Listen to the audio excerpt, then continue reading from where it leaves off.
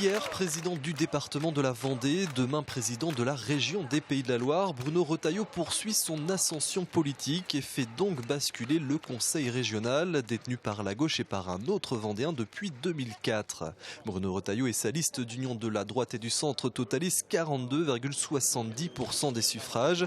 C'est plus de 9 points de mieux qu'au premier tour et plus de 5 points de plus que la liste de gauche. Le coude à coude n'aura donc pas eu lieu.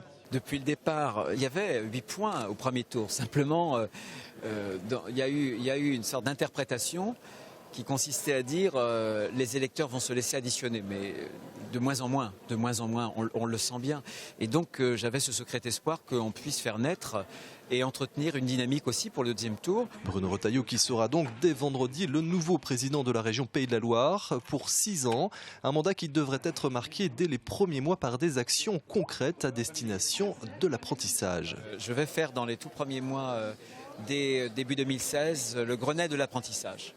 Je pense que de voir tous ces jeunes qui sont au chômage, de voir des jeunes qui partent dans des filières qui ne les mèneront à rien, c'est terrible, c'est un échec collectif.